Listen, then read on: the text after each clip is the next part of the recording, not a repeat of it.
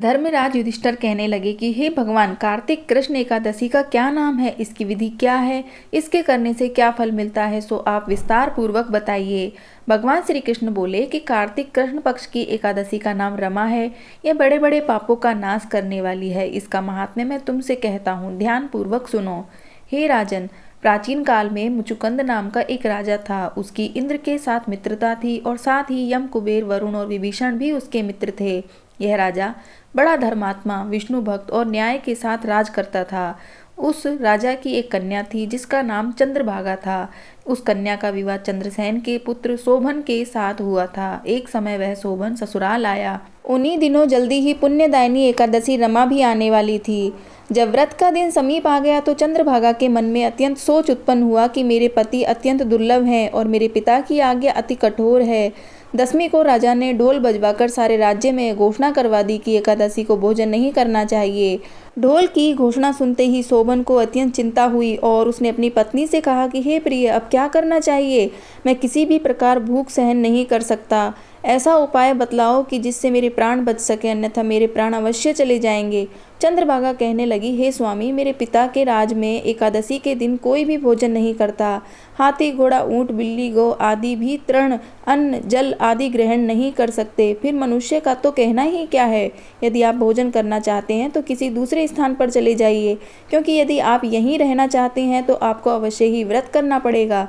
ऐसा सुनकर शोभन कहने लगा कि हे प्रिय, मैं अवश्य व्रत करूंगा, जो भाग्य में होगा देखा जाएगा। धर्मराज युधिष्ठिर द्वारा कार्तिक कृष्ण एकादशी का नाम, इसकी विधि, उसका फल कैसे मिलता है, यह विस्तार पूर्वक बताइए।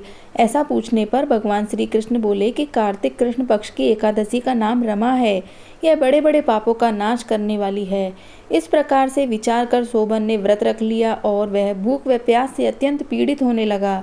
जब सूर्य नारायण अस्त हो गए और रात्रि को जागरण का समय आया तो वैष्णवों को अत्यंत हर्ष देने वाला था, परंतु शोभन के लिए अत्यंत दुखदायी हुआ। प्रातःकाल होते ही शोभन के प्राण निकल गए। तब राजा ने सुगंधित काष्ठ से उसका दाह संस्कार करवाया, परंतु चंद्रभागा ने अपने पिता की आज्ञा से अपने शरीर को दग्ध नहीं किया और शोभन की अंत्येष्टि क्रिया के बाद अपने पिता के घर में ही रहने लगी।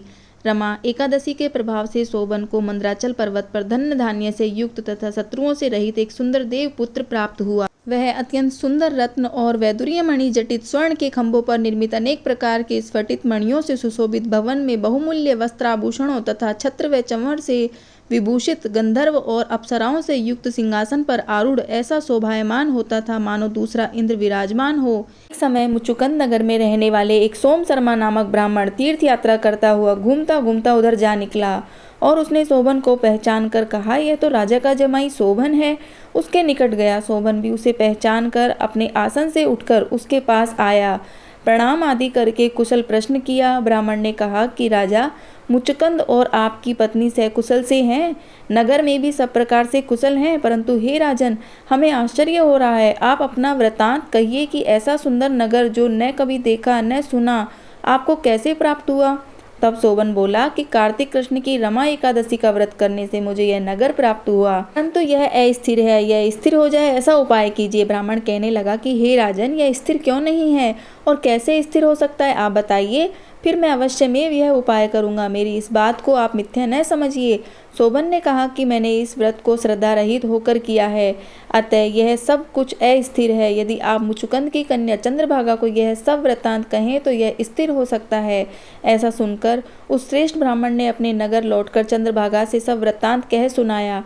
ब्राह्मण के वचन सुनकर चंद्रभागा बड़ी प्रसन्नता से ब्राह्मण से कहने लगी कि हे ब्राह्मण, ये सब बातें आपने प्रत्यक्ष देखी हैं या स्वप्न की बातें कह रहे हैं? ब्राह्मण ने कहा, हे पुत्री, मैंने महावन में तुम्हारे पति को प्रत्यक्ष देखा है, साथ ही किसी से विजय न हो ऐसा देवताओं के नगर के समान उनका नगर भी देखा है।